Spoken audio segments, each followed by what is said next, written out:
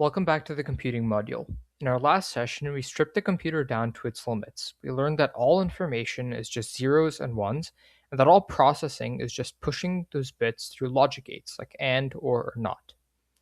But a pile of logic gates doesn't solve problems on its own. You can have billions of transistors sitting on a microchip, but if they aren't wired together to actually do something, well, they won't do anything.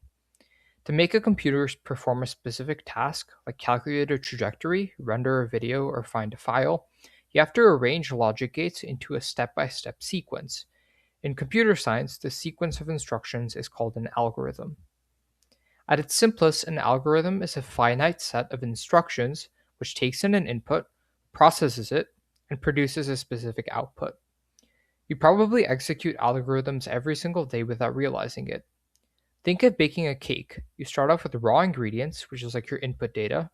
Then you follow a strict sequence of steps, like measuring, mixing, and baking, which is a sequence of gates. And if you follow the instructions perfectly, you end up with a cake, which is your output. But if you skip a step or mix things in the wrong order, your cake probably won't be as good, which means that you don't get the desired output. In a computer, an algorithm is the mathematical analog to a recipe. It tells the computer which logic gates the bits need to flow through, and in what order to arrive at the correct answer. To understand how algorithms work in practice, we can focus on the search problem, which is a really common problem in computer science. The search problem basically asks us to find a specific element in a list. Imagine I hand you a book with a bunch of names in a random order. So this means it's not listed alphabetically based on people's addresses or location or any other factors, so it's truly scrambled up. Then I give you a name, which is in the book, and I ask you to tell me on what page of the book the name is on. Okay, so how can we solve this problem? Because the data is unorganized, there actually aren't any shortcuts that we can use. In order to solve this problem, a classical computer uses an algorithm called linear search. The instructions are pretty simple and they look like this. The first step is to look at the first item in the list. The second step is to compare it to the target name. Third, if it's a match, stop and output the answer. And fourth, if it's not a match, then move to the next item and then repeat the process.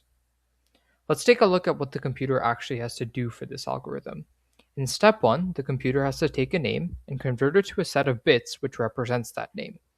For example, let's say that the name we're looking for is Bob, and the computer stores this name as 11011. In reality, a computer would have to use around 20 bits to store this name, but the main idea is the same.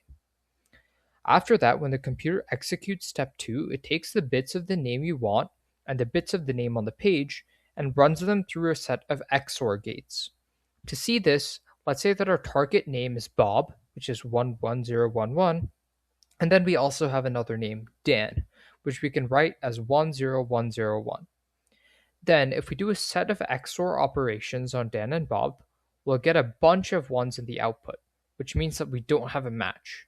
The only way to have an exact match is for the names to be exactly the same. So now, if the bits are exactly the same, the circuit outputs a 0 for match.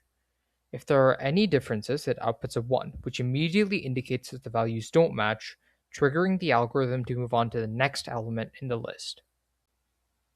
The linear search algorithm is completely reliable. If the name is in the book, then the algorithm will mathematically guarantee that you find it. However, there's a pretty significant limitation here. A computer running this algorithm is basically trapped in a sequential loop. It has to run the logic gates for the first item, finish the calculation, reset, run it for the second item, reset, and then repeat the process over and over again.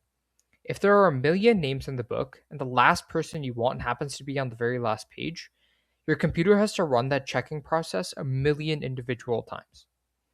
For pretty small lists, a classical computer loops through these instructions so fast that you don't even notice. But if you have a search space like a list of all possible passwords to a file, or all possible genetic DNA sequences, then computers might have to look through for billions or trillions of these values, which can take years. In our next lesson, we'll look at how computer scientists measure exactly how long these algorithms take to run, which is a concept known as Big O notation.